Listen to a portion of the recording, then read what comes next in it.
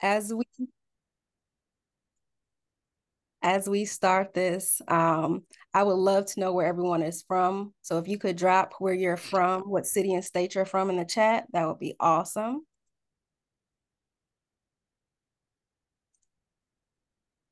Los Angeles, okay, Savannah, Georgia, Hawaii, Nice. Memphis, Napa, Lexington, Tennessee, Milwaukee, Texas, St. Louis, Toledo, Ohio. So somebody else is a Buckeye. That's great.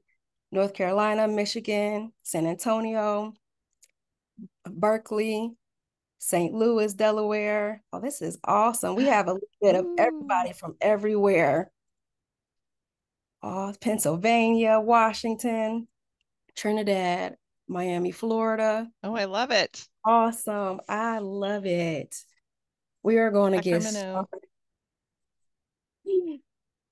So we apologize for the delay, everyone, but we thank you so much for joining us for addressing the impact of gun violence, our workshop today. Um, oh, and they keep coming in, St. Louis, Philadelphia. And so I will continue on.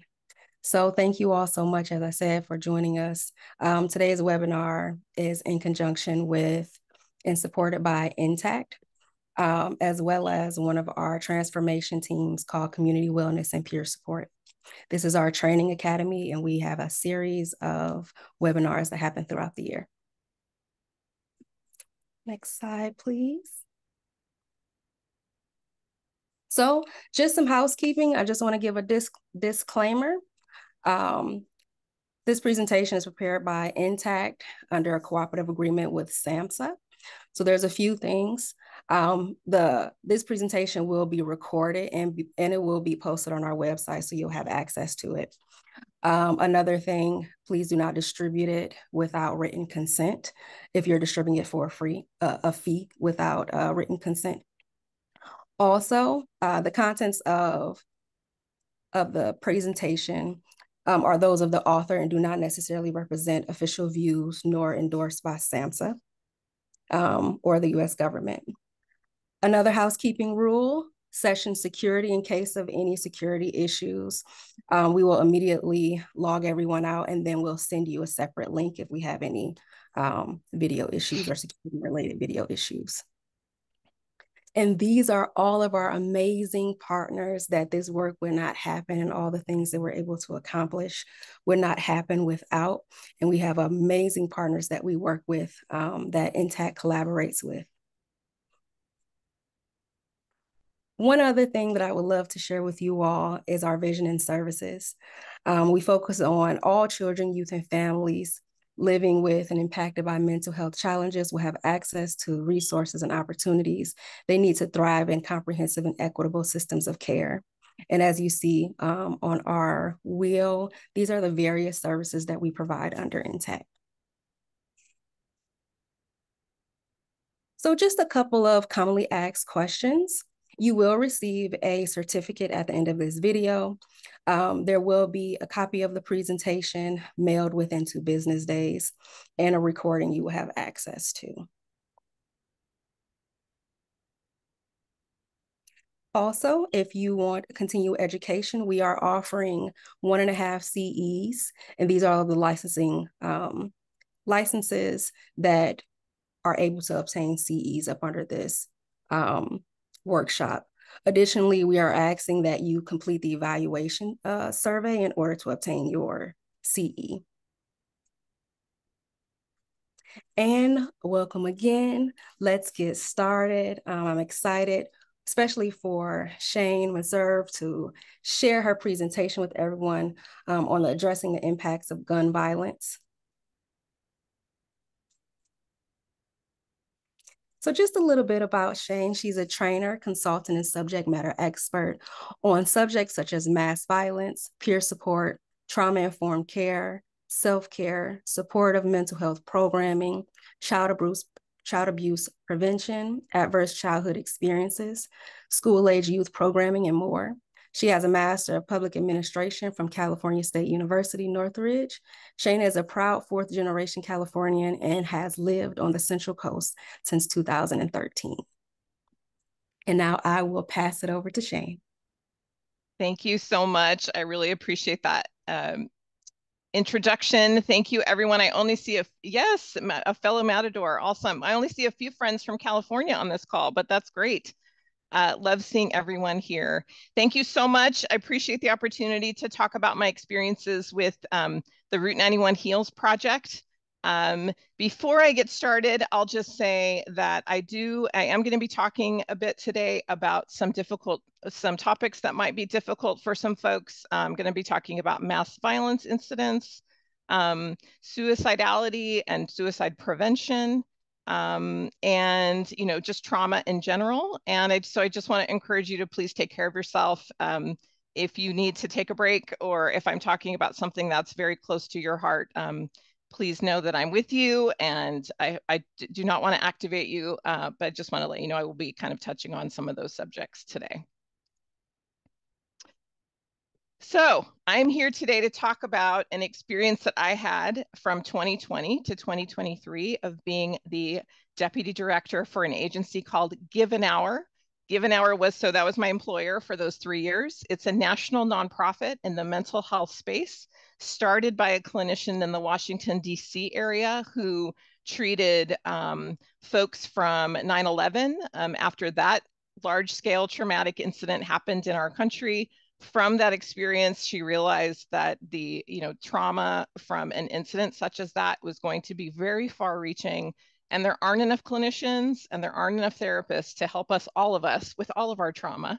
And so she got this really great idea to start an organization where therapists could give an hour a week to donate their time to help folks with their mental health challenges.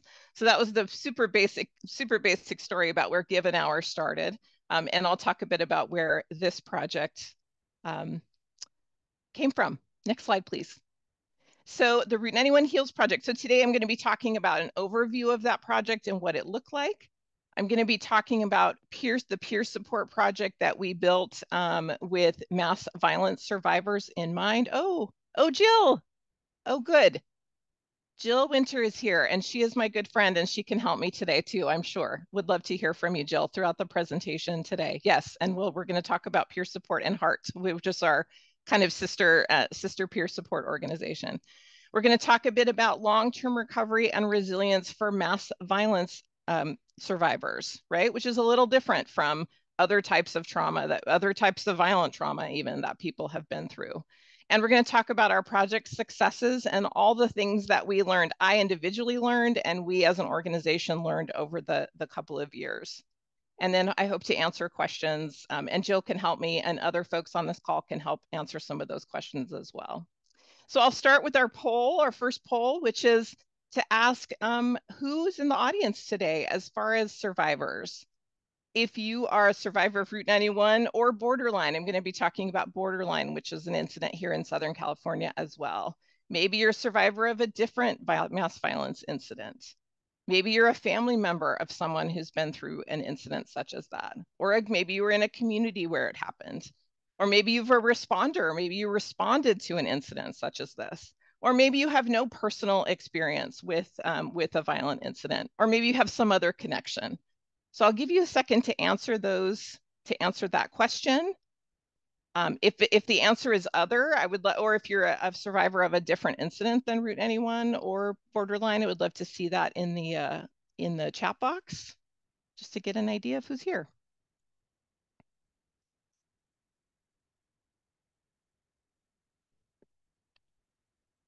And I can't see the results quite yet, but we'll give you 5 more seconds. So we'll go 5, 4, 3, 2, and 1.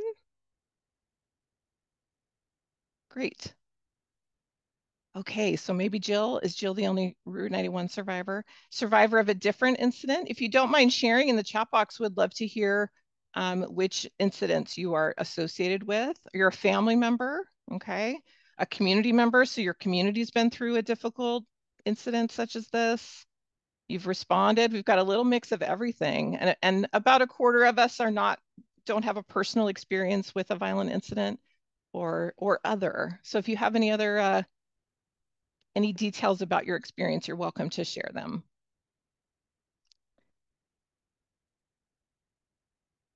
Okay, so a younger sister was a survivor of a school shooting. Okay, okay. Sitting next to a victim at lunch. Oh my goodness. Okay. I personally am not a survivor of any violent incident. I've got my own trauma, my other stuff, but violence is not one of them. And so that'll be part of my story today, as you know, my experience with this project, and how important it was for me to put survivors at the center of what we were doing. Ooh, we have a mom who was kidnapped at gunpoint. Oh my goodness. Domestic violence. Okay, great. I mean, not great. I don't mean great. Great for sharing. Thank you for sharing. That's what I mean by that. So just as a quick overview, on October 1st, 2017, a gunman opened fire on the Route 91 Harvest Festival shooting in Las Vegas, Nevada. There were 58 people killed directly from their injuries from that incident. 35 of those were California residents, and I'll talk about that in just a second, as well as to the basis of our project. And this says 622. I think the number is actually bigger than that. I need to fix that. One thing you'll hear Route 91 survivors talk about is that number of 58. There are a couple of, and other places in the media, I've heard it actually just recently. I heard the number 60 put out on a national news platform. 58, there are 58 people who died directly of their injuries, you know, either that night or very soon after the actual incident. There have been other fatalities related to their injuries at Route 91, but that 58 number is really what the community will talk about as far as, you know, how many people were killed in the incident. Not to discount other experiences, but that's a very important number for the community to talk about. And so just in case you hear other numbers out and about, 58 is really the number that the community will use for the most part. Oh, we've got some more experiences in the chat box. Okay, so some more domestic violence. We have a suicide, okay, a death by suicide. Ex-partner in the Pulse Club shooting. Yep. That's a big one. And domestic violence. Okay. And some kids murdered as well. Okay. Oh gosh. Whew. So hard. Such hard stories to hear about. So thank you for sharing those. So ideas, obviously, ideas to help to support survivors of this incident, you know, were happening right away. Right after the incident, there are people who responded and started helping immediately after the incident. Our funding for our project came around about 3 years later. And you'll see, I'll give you a timeline here in just a second. But the ideas to help began right away. The funding took a little bit longer. In the meantime, we also had another incident here in Southern California in Thousand Oaks. That was the Borderline Bar and Grill shooting. There were 12 people who passed away in that incident. And so that was very close to where I live, just a few miles down the road. And so between Route 91 happening, Borderline happened, and then the funding for this project happened the following year. So Borderline became part of our mission as well, to work with our Borderline survivor population and the community around Borderline. So the way the funding works on incidents like this is it starts at the federal level with the Office of Victims of Crime. It comes down to in our situation, it came down to the state level. So it went to California Victims Compensation Board, which is the place where anyone who's a victim of a crime is able to go and apply for funding to help with, you know, therapy, to help with if they've had trouble getting back to work, you know, help to deal with the consequences of having been a victim of crime. So CalVCB held the grant. The Ventura County District Attorney's Office was actually the agency that applied for the funding.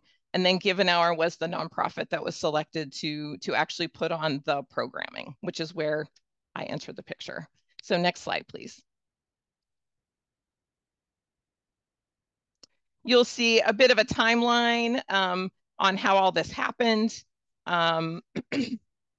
This incident along with, I'll talk about the Vegas Strong Resiliency Center in a second, who was so key to this whole process. And our project sort of applied around the same time for the funding. So it was really the first time that two programs put in sort of a joint application. Immediately after Route 91 occurred, as you may know, Nevada is a, fairly large state, but it really only has 2 population centers, one in Reno and one in Las Vegas. And so in Las Vegas proper, where this incident occurred, they didn't have enough advocates. They didn't have enough folks to come and deal with the direct impact of it. And so there were people brought in from other states to help with the response. So 3 people from Ventura County, including Kelly McClevich, who is my good friend and partner on this whole project, was one of the people who went and responded in Las Vegas to the incident, right? So she was there within a few days of the incident actually occurring. So Ventura County, in case you don't know where we are, we're right above Los Angeles County. We're kind of between LA and Santa Barbara County. We're a fairly small county, just around 800,000 folks live here. And there were about 800 ticket holders from Ventura County that attended Route 91. After the incident occurred, the CalVCB did come down to this region and did some outreach with the survivor population. They did some forums. They, were helping people with their CalVCB applications and sort of started the ball rolling on the resiliency projects for the survivor population. And then AEAP is the funding source that was the grant that we were under to be able to run this project. Next slide, please. This is the project map of the main 8 counties that we were assigned to support. All except the Imperial County, which is that bottom to the right county. Those 8 counties were the ones that we were supporting. For any of you that know Southern California, it is a huge region. It's actually around 49,000 square miles and a population of just over 23 million people. So I often say that, this all happened COVID time. So COVID was a little bit of a blessing in disguise because we were able to do most of our project online, as we were all doing most things online at that point. So this is, this was the region that we were assigned to cover. That's not to say that we didn't have people from all over. And Jill, who's on the call today, she's from San Diego County. She doesn't live there anymore, but she was a San Diego resident, a San Diego County resident at the time of the incident. We did serve folks from all over the state, however, and all over the country, because 3 years later after the incident, some folks had moved out of California or had moved away to different regions. Next slide, please. So our grant was written with 3 main program areas, 3 pots of 3 pots of money, so to speak. We were assigned to put together support groups facilitated by clinicians. We were assigned to create psychoeducational opportunities or emotional wellness opportunities for our assigned population, and then our peer support model, which I'm going to talk about in just a couple of minutes. So just a note that this grant was written before COVID-19 occurred. So the original idea was that we were actually going to do all of this in person. And I think back and go, whew, how would we have done it, right? There were only 3 full-time staff members assigned to this project. So that's why I say COVID was a little bit of a blessing in disguise, because we were able to really do a lot more programming because we didn't have to drive all over the place as to the map that I shared earlier. The other things we did throughout the project were case navigation or referrals. So if someone called and said, I'm having trouble with my CalVCB application, we could help them with that. If someone was trying to find a therapist to work with, we could help them with that, right? So there were lots of different case navigation and referral opportunities that we had. We also offered volunteer opportunities for survivors to jump in and support other survivors. The peer support project was the main opportunity for that, but we also had some other places where folks could volunteer to support the community, which was really, really rewarding to be able to offer that. In year 3 of our project, and I'll talk about this a little bit later too, but we were able to offer travel stipends to folks to travel to Las Vegas on the 5th remembrance of the incident in 2022. I'll talk about that in detail in just a few minutes, but that was a really, really worthwhile time, really worthwhile thing for us to spend money on. We put on events each of our 3 years to mark the day of the incident, which again, I'll talk about this in a minute, which can be very important for the community, for individuals in the community to participate in something together so that they're with people who understand. We were able to do that each year. We also had a trauma resource library, not only online, on our website. We had all kinds of resources. I see Mylona's put some in the chat box as well, which is great. So we had a trauma resource library available for participants as well as clinicians who maybe wanted to learn more about working with mass violence survivors. And then we also offered several opportunities for professional development for clinicians and other folks, professional advocates, for instance. So for instance, we had a 2-day training with Dr. Brian Miller, who put on a program on secondary trauma. So many of you may or may not know that many therapists do not have a trauma background. And so it was really important for us to try and develop those skills within the clinical community so that folks that have been through trauma had a clinician that was able to help them. Another opportunity we had was we offered a session with CMEs as well with Nelba Marquez Green, who's an LCSW, as well as a mother from Sandy Hook, the Sandy Hook shooting incident. She lost a daughter at Sandy Hook. So we were able to put on a program for clinicians to kind of learn more about working with trauma victims. Next slide, please. The trauma resource library link. Let me, yes, I'll give you the given hour link in just a minute. And I think it's still there. I'm not actually sure. We'd have to look it up and find out. So again, these were the two of the big pots of money that we had to put on our program, and the support groups, right? Starting with support groups. At the very beginning, we had 9 support groups every week that were run by licensed clinicians all throughout the region.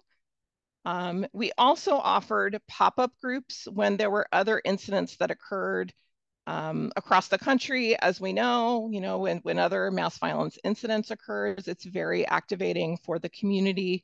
And so we did offer pop-up groups from time to time to help with all those feelings that come up when a similar situation occurs, somewhere else in the country. So for instance, when the Uvalde school shooting occurred in Texas, we had a couple of pop-up groups around that time because, our participants were very activated by that, which is totally understandable. And then we also had in our peer support program, they had their own special support group as well. In our psychoeducation, we did a lot of different things in psychoeducation over the 3 years. We did monthly sort of lunch and learns where we had a topic that was kind of a 45-minute quick educational opportunity. We did emotional life skills, which was a given hour specific curriculum. We did every year during the holidays, we would do a session kind of around, trauma and grief during the holidays. We did a family grief series, so meant for family members. We did COVID related topics because remember, all of this was all during the height of COVID happening. So trauma upon trauma upon trauma. We did some social hours and game nights. We did some special workshops. I'm not a clinician, so I could do some of the soft skills workshops like journaling and self-care and time management and those types of things, which people seem to appreciate. We did a lot at the very beginning. We did a lot of project orientations, so to let people know who we were and where we were coming from. We did some intro to therapy sessions, so to kind of talk to people about, because a lot of people have biases about therapy. They don't think it's a good use of time, or they don't need therapy. And so what does therapy look like? What does it sound like? What might be some things that you think about therapy that may or may not be correct? And then we did book clubs as well, which was super fun. We picked books and read them together and then talked about them. Next slide, please. So again, those were the 2 big pots of money. Again, support groups began in October of 2020. The nice thing about those groups is that you could attend from anywhere. We had people from California, of course, but we also had people from other places. They were inclusive of survivors, again, not just statewide, but also other places around the country. They were meant for all sort of levels of recovery. And by that, I mean, folks who hadn't done any therapeutic work and some who were further along in their recovery work, right? So people who were just jumping in 3 years later into some therapeutic conversations, and those that had done a lot more than that. Now, of course, online meetings are hard for some people because they're some of us would just rather be together, and so that was a real challenge. And of course, that was happening all over the place. And our more memorial events, so all 3 years, again, we did memorial events to mark the day of October 1st. We find, and and those of you that are survivors or have a personal relationship with a special day of something terrible that happened, you can relate to this, and that day becomes a touch point every year. It becomes something you think about in advance. You might start feeling stress about it. You might have some sleeping issues. You might start drinking more, just to kind of get through the day, so to speak. And so we thought it was really important to mark the day for folks that wanted to do that in a communal way. So the very first year we couldn't be together because of COVID, so we did create a film, a 5-minute short film that has lots of testimonials of folks that went through Route 91 to tell others that it's not just you, you're not by yourself. We are here with you as well. The second year in 2021, we actually had a couple of 2 different survivor gatherings here in Ventura County. We got together in Las Vegas. There are events that happen every year on October 1st, some more serious and, mark the folks that passed away in the incident, and others like a music festival that happens every year. That's more just an opportunity for people to be together and to be social. So in 2021, we were able to watch the morning sunrise ceremony happen all together in a room with a camera and a screen, and enjoyed coffee and donuts together, and just had some nice fellowship. And then we also spent some time together out, and we have what's called the Healing Garden, which is a marker here in Ventura County for the borderline shooting that occurred. So we spent some time out there as well together. And then, as I mentioned, in 2022, we were able to, we gave out just over $40,000 of travel funds for people to be able to travel to Las Vegas because it was the 5th year remembrance. And it was really, really rewarding to, get folks that couldn't have afforded it otherwise, to help with their hotel, to help with their mileage, to help with their flights, that kind of thing, to be able to get to Vegas all together. We as a staff team also traveled together to Vegas and participated in several different activities. And it was really, really rewarding to be there with everyone and just to be there to support everyone that was, going through 5 years of memories. Next slide, please. Some of the vital partnerships that created through the course of this 3 years. I cannot talk enough about these partners. The first on my list will be the Vegas Strong Resiliency Center. VSRC was on the ground from the very beginning. They have currently they had the same grant funding that we did, which was only 3 years in nature. But they have been, because they're right there in the community. They've been funded through the state to continue doing the work that they're doing, which unfortunately my grant ran out and I'm not able to continue working on it. But they are able to work with trauma victims throughout Nevada on various things, but they're also able to continue their Route 91 work as well. I just cannot say enough about Tennille and Lorea and the staff at VSRC. I just really looked up to them. They really mentored us. They helped to introduce us to the California survivor population. And just, I learned so much from them. So they were a really key partner for us the whole time that we existed. Obviously the district attorney's office in Ventura was our funder, but district attorney's offices across California, who also are tasked with working with victims of crime, became very close partners as well. You'll see some of the most important partners we had, you'll see in the photo, which are Star Tracker and Comet, who were part of the Courthouse Support Dog Program here in Ventura County. They did so many different things with us, and they were such a joy to work with. And their handlers, of course, the humans that worked with them. But the Courthouse Support Dog Program became really, really important to our project. They even went to Vegas with us in 2022. So if you can imagine walking through a casino with 3 large black labs, we got a lot of attention. But anyway, the support dog program was super, super helpful and super supportive. The National Mass Violence Resource Center, also very supportive. They are a great resource if your community has been through a mass violence incident. If you haven't been through one yet, it's a great place to go and learn about how to get ready, what your resources might be if you do go through a mass violence incident. They help with, funding, they help with training, they do all kinds of things. So they're a really great resource as well. We had dozens of licensed clinicians that we worked with throughout the state. We had some from other states as well that helped with the project. The survivors all over the country were key partners in all of this. As I mentioned, or I think I mentioned, I am not a survivor of Route 91. I'm also not a survivor of borderline. So I have not had this particular experience. So I've very quickly into the project, I realized that I needed to lead from behind. My goal was to, provide the sort of infrastructure and the encouragement and the, help with setting things up. And then as much as I could, I put, had survivors be out in front. 2 staff members that I worked with, one of which was a survivor of both borderline and Route 91. And then my other colleague lost his daughter in the borderline incident. So both had very strong, obviously lived experience in the space. And I'll talk about that in a little bit too.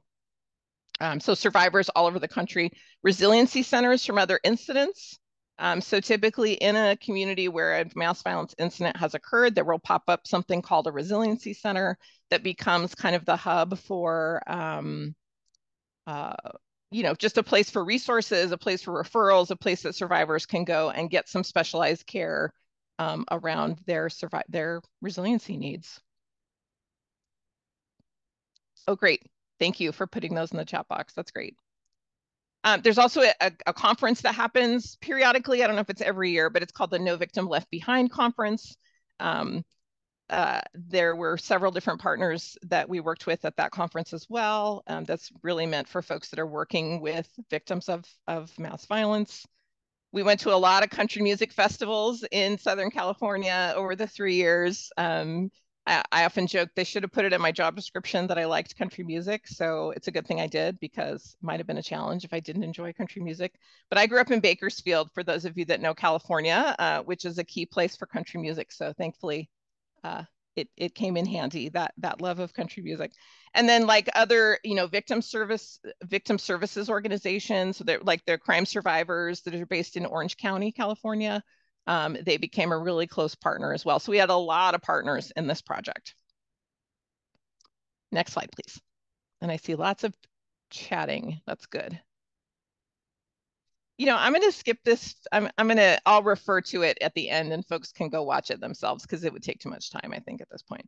This is our filming project, but I think I'll hold on to that and encourage you to go take a look at it. So let's check in for a second.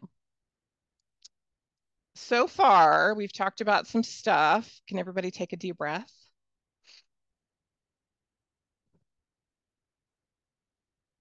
You can kind of like wiggle your toes. Maybe check your jaw. Is your jaw kind of clenched right now because you're hearing some hard stuff?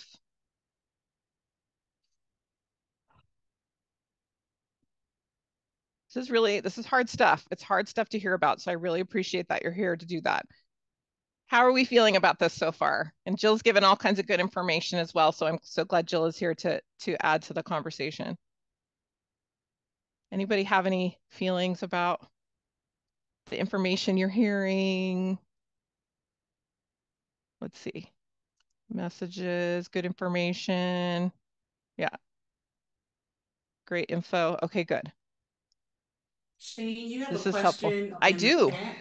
Okay. Yes, from Stefan. It says, what's the data on victims of Route 91 gun violence social trauma with the impact of COVID-19 quarantine and the challenges of healing the social isolation trauma created from COVID-19? Ooh, Stefan, that's a big question. That's a great question. I don't know the answer to that off the top of my head. I know that a couple of the resources I shared would have some good resources. The Mass Violence Resource Center, I bet will have some very specific statistics on that. The Vegas Strong might as well. They might have some specific information about the impacts of COVID on the Route 91 community. So I'm sorry, I don't know the answer to that off the top of my head, but I'm sure that it did not help. It created some compound trauma incidents for sure. Compound trauma, impacts absolutely on the community. So I'm sorry, I don't know off the top of my head what the answer to that is. Basically, I just want to share through that last slide, I just want to share that this project is really a great example of a collective impact framework, right?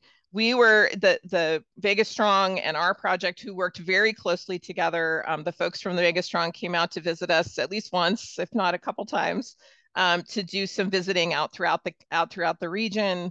We did some programming, and Jill mentioned the Heart Peer Support Project, which I'll get into in just a minute. That we did a lot of things in conjunction as well. So there were a lot of different activities that we did and collaborations, meant to maximize impact, right, on resource limited situations. Mass violence is not, it's becoming more studied, right? But mass violence has not always been the type of incident that's been studied. Like you just asked about the COVID impacts. That's a great question. I don't know if there are any studies on that or not. So anyway, so we were trying to be the sort of backbone organization in California to serve California survivors along with all those other organizations that you talked about. But this is a great example of a collective impact project. Next slide, please. So we're going to move on to our peer support project. I can't say enough about how interesting this project was, how impactful it is. It still is, because it's still underway. The model that we used in Vegas Strong and Jill for Heart program, we used the same subject matter expert. Her name was Cherie Castellano. She's a clinician and an academic from Rutgers University. She had written, for those of you that have worked in peer support, you know that there's a lot of there are a lot of peer support models. Many of them have to do with substance use and abuse. I know there's a lot of models in the law enforcement world, specifically for those populations, but there really wasn't one for mass violence survivors. So Cherie's model was meant to be a reciprocal model, which of course just means that I, as the peer supporter, and you as my peer, we're learning together. We're supporting one another, right? We're going through the world together at the same time. And so her model was adaptable, and we took it and kind of adapted it as we felt was right with those other resources that I mentioned for the mass violence world, right? So these were the 4 pillars that we started with Cherie. The first one was connection and presence. So how do folks from a traumatic incident connect with one another? How do they create a relationship? How do they start? Because just the fact that you were both there doesn't necessarily mean that you're going to be able to connect with one another, right? It's a good first step, and we'll talk about that in just a second too, about how important it is to actually be a survivor in this context. But creating connection and presence with your peer if you are going to become a peer supporter. The next step was information gathering and risk assessment. How do you talk to somebody? And this is for any of us really, but how do you talk to somebody about their experience? How do you find out what was their experience? How did they experience this particular incident? How do you listen to what they're telling you and sort of think about what kind of risky behavior they might be showing? What would be a concerning risky behavior that might be happening in response to the trauma that someone has experienced, right? The next step was orienting and goal setting. So how do we set this up with somebody? How do we, create the expectation that, hey, we're gonna hopefully talk to each other, around once a week. Maybe it's not exactly once a week. Maybe it's going to be text versus phone call, but it just, how do we set this up between the two of us so that we are successful in creating a reciprocal, supportive environment, right? And goal setting. How do we look at what we're doing together to improve upon how our lives are going at the moment? How do we create some resilience in case there are some pieces that we're struggling with still from that traumatic experience? And then talking about resilience, affirmation, and praise. How do we meet someone where they are right this minute, even if they're struggling, even if whatever their situation is, how do we meet them exactly where they are and not expect them to be somewhere else, because they're not. They're right here, right? So these were sort of the 4 pillars of the training that we started out with. Cherie taught this to us as a training of trainers model, which meant that we were able to take this model and move forward with it ourselves after that first round that she taught it to us, which was really, really useful. Next slide, please. And in our, ooh, one more. There you go. Thanks. In our first round of training, these are some of the topics that we covered. We covered the model and what it looked like. We covered how do we take care of ourselves through this process? Because I can have all the greatest intentions in the world to want to help somebody, but how do I take care of myself as well? How do I not activate myself through this process? How do I regulate my own emotions if the person in front of me, maybe they activate something in me, and how do I manage that, right? Communication skills, super key to this process. Connection, how do I create a connection? Not all peers and peer supporters become a good connection. Maybe they butt heads a little bit. Maybe they aren't a great pair to be together, right? Maybe someone else would be a better connection for them. So how do we create that connection? Empathy, right? Empathy is so key that we don't look at someone and say, well, I got through this fine. How come you're still struggling, right? Empathy is so important in this whole process. Peer partners. So the way we talked about this was in our training process, we would have 2 people that were going through the training process together that could then be each other's shoulder to cry on, once the program got started. So say Jill was my peer partner, and I talked to my peer and I got really activated by the conversation. I know Jill's the one I can call to say, "Oof, I had a really hard phone call today. Can I talk to you about it?" Right? So 2 people that were trained at the same time can become one another's kind of support person, right? Along with the other supports that we had in place as well. Kind of like with a therapist, not everyone's going to be able to help me, but that doesn't mean they're not a good therapist. Absolutely. Yeah. Sometimes you're just not the best match, but that doesn't mean you're not a good match for somebody else. Absolutely. Again, information gathering. How do I talk to somebody about the things they might be struggling with without sounding judgmental or telling them, why aren't you better? Why aren't you doing this? Why aren't you doing that? Right? So being able to talk to somebody about where they are is kind of an art, right? To ask questions without being questioning, if that makes sense. How do we talk about goal setting or transition planning? How do we talk? We have to, as peer supporters, we have to be resilient and we have to be optimistic. Not every minute of every day, but overall, we need to have those attributes to be a good peer supporter, right? We talked about real plays, which we all, most people don't love it when you are asked to role play. So what we did in this process was ask people to do real plays. What really happened to you? Let's talk about a real situation. What are the challenges behind peer support? What if your peer asks you for money? What if your peer asks you for a ride to the airport? What if they lose their housing and they need a place to stay?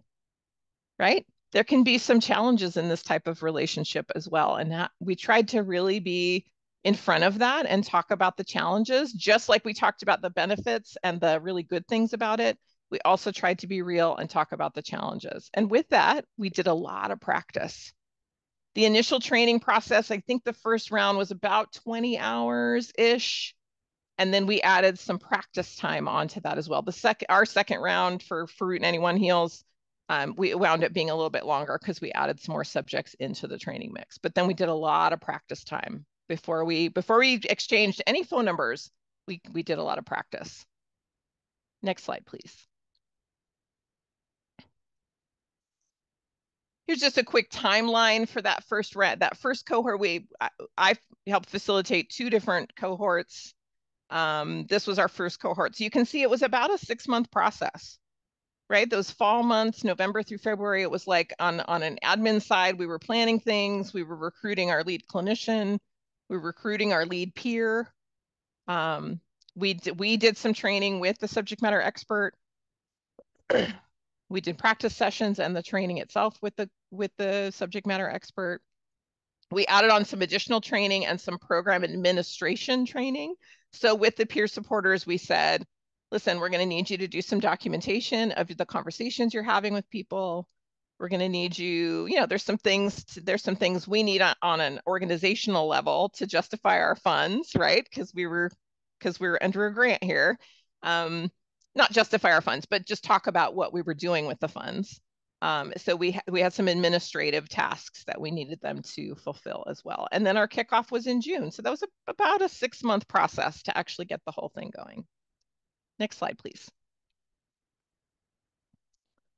Here's some of the ways that we did recruitment for peer supporters. This is really our recruitment for the whole program. But we did a lot of social media. As I said, this is in the height of COVID. So it's not like we can be out visiting groups of any kind. We had to do most things online. So we did Facebook groups. We had a texting system. So if we had phone numbers as well as email addresses, we could text people and let them know about things. We had the Give an Hour Facebook, LinkedIn, and Instagram accounts that we used quite a bit. The website. We did a Twitter chat. We did traditional media like press releases. We had emails that we sent out.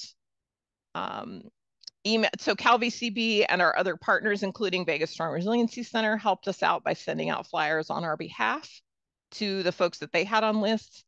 I'll talk about this toward the end, but just realize when we started this project, we did not have a list of the 14,000 people that were from California who were survivors of this incident. We had to hustle and go find as many people as we could, right?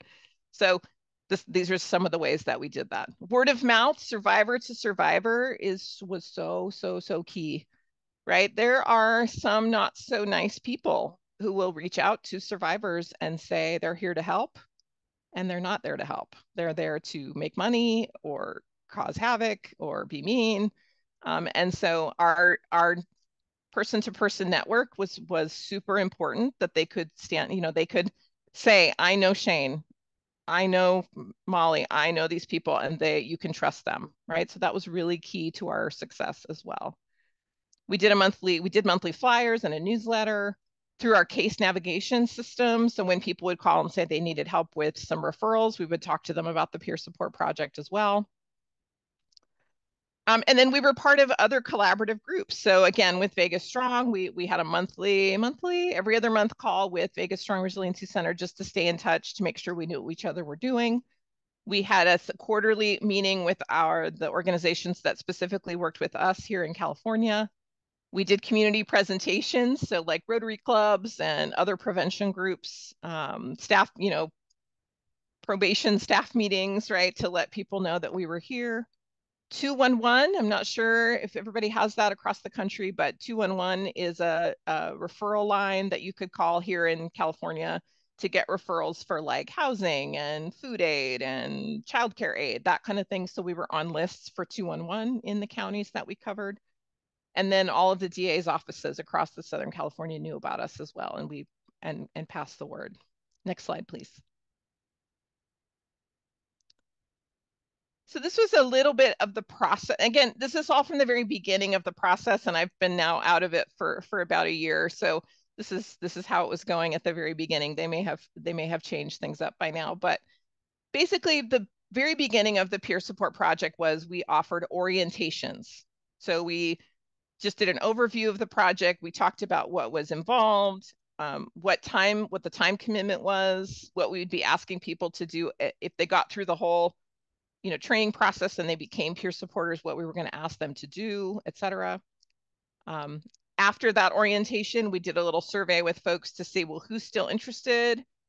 We had, I don't know, 30, 40 people who attended a couple of different orientations. And from that, maybe 10 from each of them were actually still interested in doing it. Some of them went through the orientation and said, I'm not interested in being a peer supporter, but I would love to have a peer supporter. I would love to be a peer when training is finished. So that was great too, because that was a great way to find peers that wanted to participate.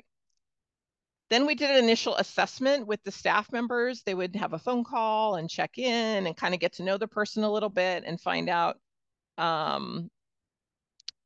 where was this person in their healing? What were they looking for? Did they have realistic expectations as far as the program? Then you saw the timeline a minute ago. After our training was completed and they were then paired with a peer supporter. So we, shared contact information between the two people so they could get in contact with one another. And then moving forward, we had weekly meetings for the peer supporters to attend. We had a clinician that sat in on those meetings.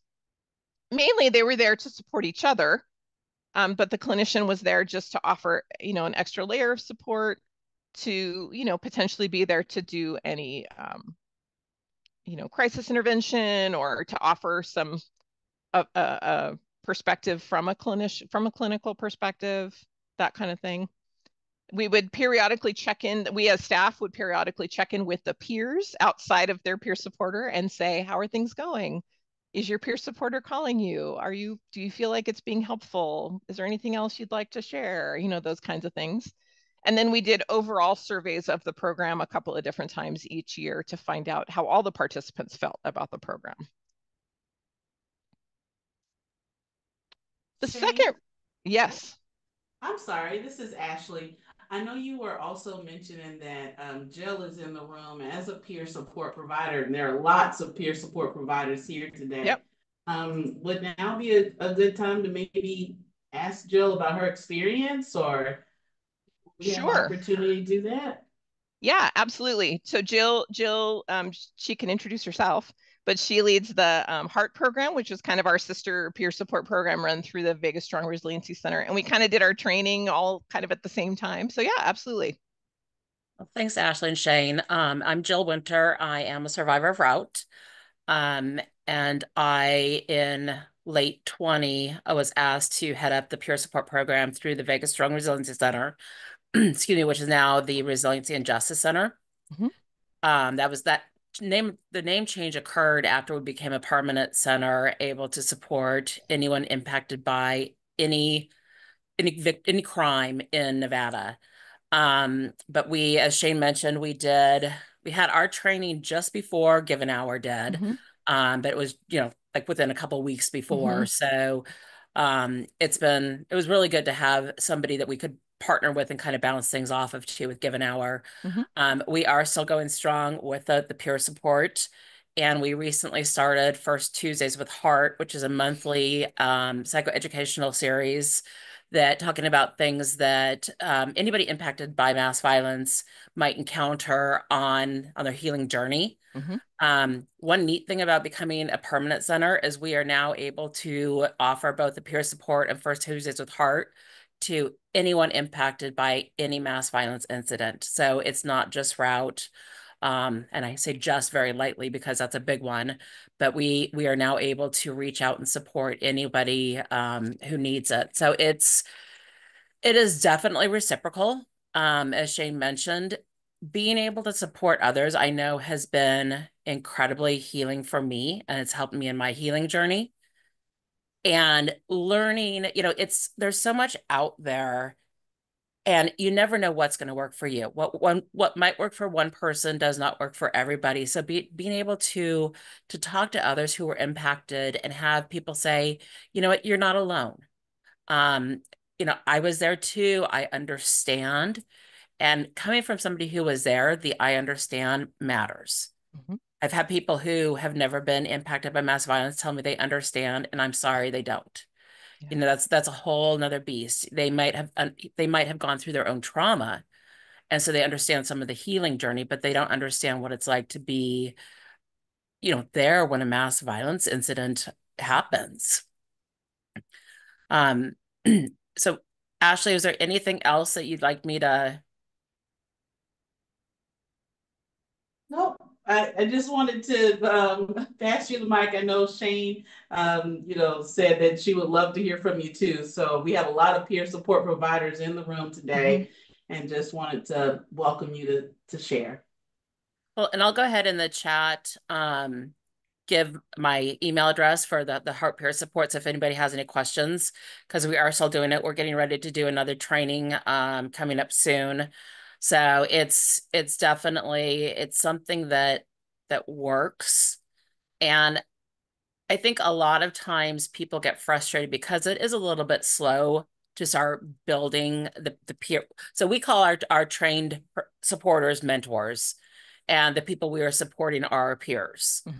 So it's not always easy to build that group of peers who want support. And I think that sometimes that can be frustrating for the people you have trained. But it takes, like Shane mentioned, word of mouth. Somebody who has been through it and trusts that saying something to somebody else who has also been impacted by mass violence or whatever the peer support program is. And so I just, for those of you who are building your programs, I would say, don't get frustrated, don't give up, because over time it will continue to grow and get better.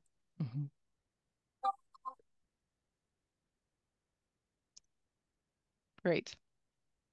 Thank you, Jill. I'm so glad you're here. Thank you. Glad I'm here. We did not coordinate this. I did not know. No. Alice literally sent me an email about an hour before this started, and I had no idea you were doing it. So yeah, good. Well, I'm glad. Great. Next slide, please. So and we have a note in the chat box too that this is not resonating for somebody who does peer support as well. And thank you for sharing that. That's great. I appreciate your feedback.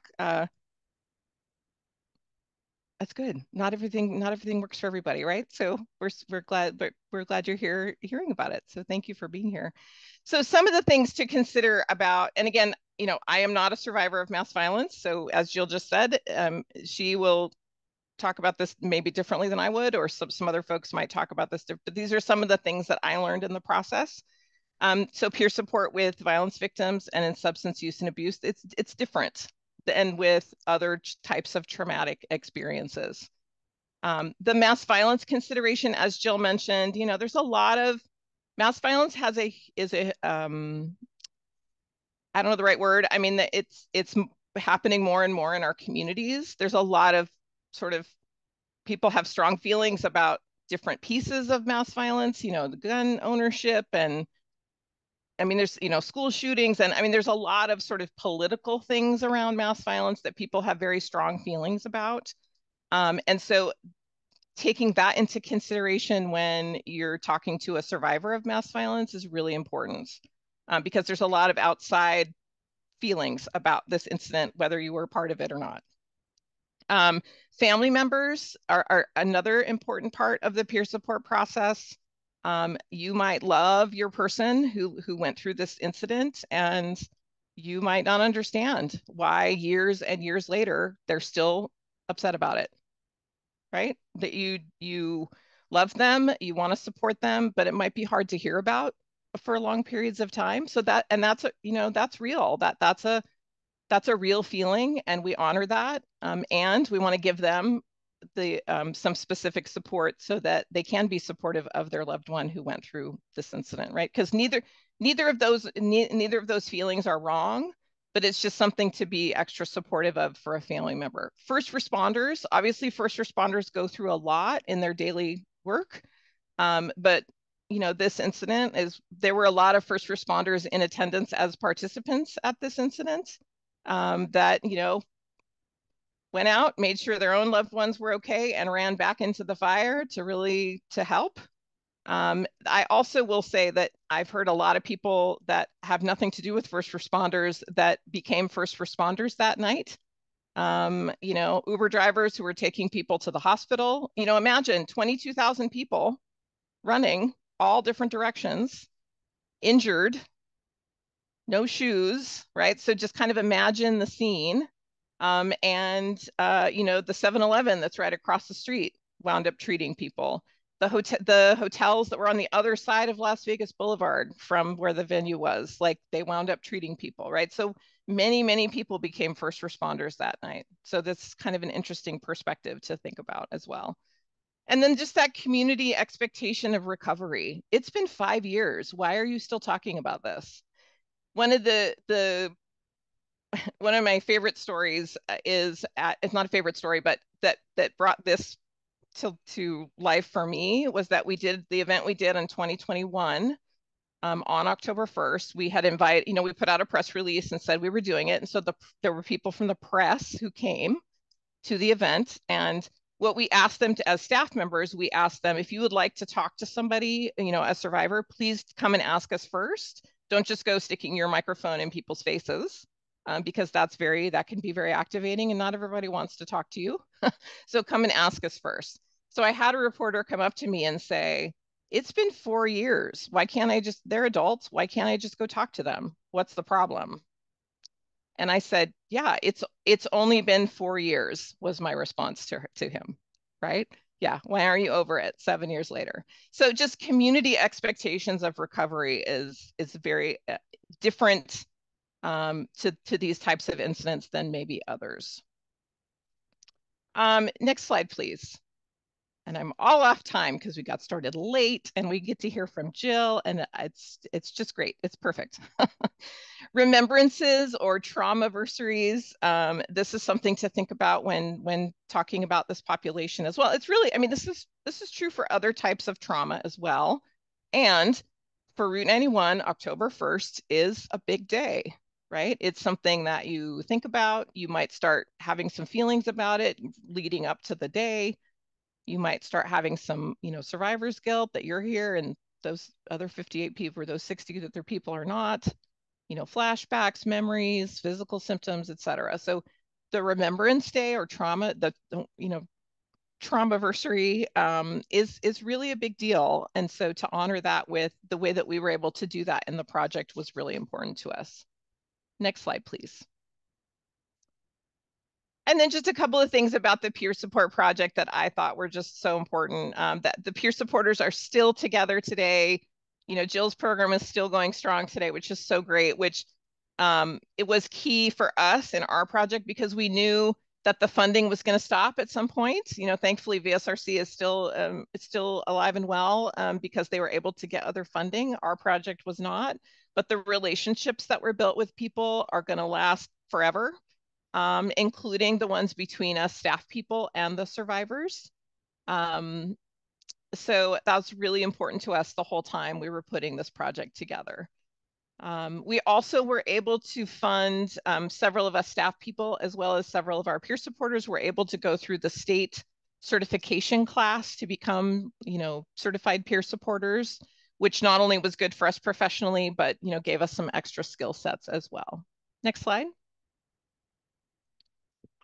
Some considerations I would share that I learned, I think, the program components for peer support, and I think Jill mentioned this as well, these are especially useful for long-term resilience, right? Those relationships that you build, they're gonna, you will remember those relationships forever or even cultivate them forever, stay in touch with folks.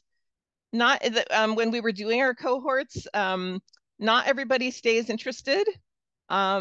Some people came to the orientation and said, oh no, I don't want to do that. Some people went through the training and decided they didn't want to do that, right?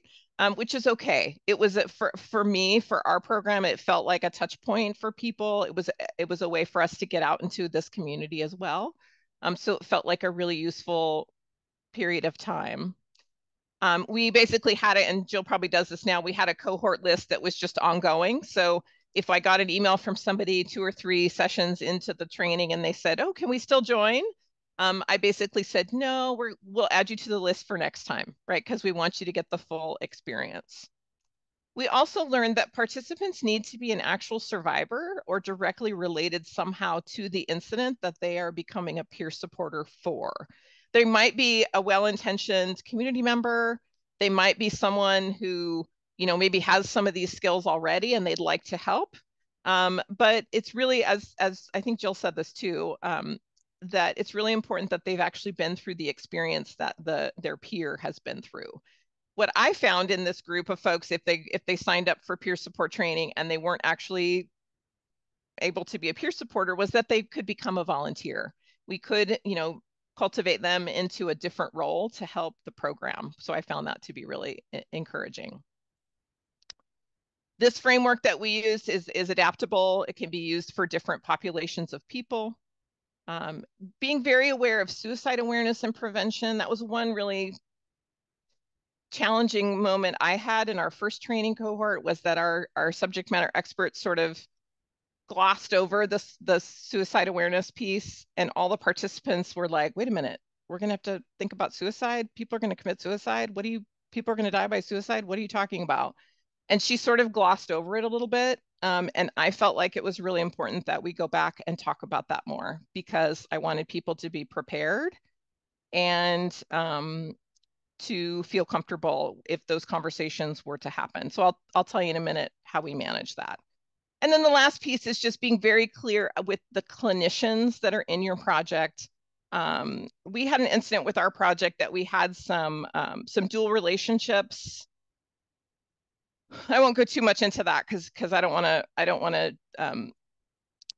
Anyway, there was some dual relationships happening, and it really wound up causing a big rift in the program. I wound up, having to there was one clinician that left that had been involved for several years, and it was just a really challenging situation. And so just being very clear with clinicians about their role. I'll stop there. Next slide, please. So we've been doing questions all along. Let's go to the next slide because we're kind of almost out of time, and we'll do questions at the end. So here's some staff considerations.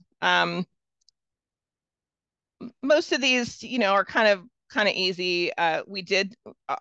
Given Hour was such a great organization for this project because we were all virtual. We did not have an office we had to go to, so we literally all worked from home. It was very flexible. We could do our work at 10 o'clock at night, or 11 o'clock on a Saturday, if that's when it worked for us. As long as it got done when it was supposed to. The flexibility in that was super helpful, along with just the clinical nature of the project. We had a clinical supervision. We had a clinician available to us as staff people to help us. We did group supports a bunch of times, and we also had her available for us as staff, as individuals as well, if we needed it. So that was really, really helpful. And Given Hour was very encouraging for us to take care of ourselves as needed. We were able to, as I mentioned, we were able to do the California Medi-Cal Peer Support Specialist and Supervision Training, which was great and really good for our skill sets. The last thing I'll say, and that staff with lived experience. So as I mentioned before, and we're almost out of time here, but staff with lived experience was key to our success. If it had been me and 3 other people who didn't have any experience with a mass violence incident, we would not have been able to create the relationships that we did. We would not have learned as much as we did without that, wonderful lived experience that we had on our staff team. And we also have to take that into consideration when folks are at work, right? So they're adults and they can communicate. If they were not expected to disclose that they were survivors. They were not required to tell their story over and over again. They were not required to use that as part of their workday. They pretty typically did, and not always. And on the other hand, it was really important as a supervisor, it was very important for me to, just stay engaged and understand that they might be processing things differently than someone would that has not been through this type of trauma. It's just, as a supervisor, as an organization with human resource, responsibilities, it was definitely a challenging situation. I've supervised people for many years, and it was just different. It wasn't bad, but it was very different. And so I learned a lot through that process, and I hope that I used good skills toward that. I think I did, but it's definitely a challenge because you don't want to reactivate your staff to the trauma that they've been through. right? Next slide, please. One last idea is I learned a lot through this process about language and how violent the English language is. When you say, I'm going to shoot you over an email, when you say, I bombed that presentation, when you say, I'm a straight shooter, all of those things, I'm not saying you shouldn't use that language, but I'm saying that when you work with a population of folks that have been through a mass violence or violent incident, a gun violence incident, it's something to think about, right? And some people who are survivors don't care about any of that and they're fine. And other people are very sensitive to it. And it just depends on the person. But it was just a really interesting, Molly and I used to text each other all the time and say, oh, here's another one. Here's another one. We'd add this. I found this list on LinkedIn, but we had our own list going for a long time of all the violent phrases there are in the English language and how to kind of maybe soften them up a little bit. And you don't even realize it until you've been through something like this. Mm-hmm. Thankfully, I'm one of the people who doesn't get activated very often by these words, but there are so many times that other routers I know or other survivors I know, some of the simplest words that just come out of your mouth. Yeah. Because we've been using them for, 30, 40, 50 Absolutely. years. Yep. I remember I was going to make a flyer of some kind we were doing something around Valentine's Day, and I found a little clip art of it was a heart, but it was in a scope. Right? So it was a heart, but it was like you're looking through a gun scope with the crosshairs on it.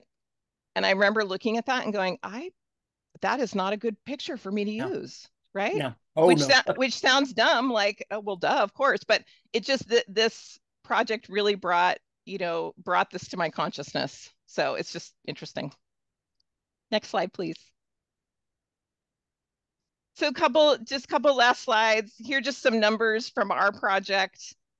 We did over 400 needs assessments. We did over 500 events, both virtual and in person. We had over 31,000 participants participate with us over that 3 years. Again, it's 1,600 email addresses may not sound like a lot, but we fought tooth and nail for all of those, right? We were not given a list. Those were all organically, we found them with all of our partners and through word of mouth. So I was really proud of that number at the end. The number of support groups, we had 1,800 people participate in our support groups, et cetera.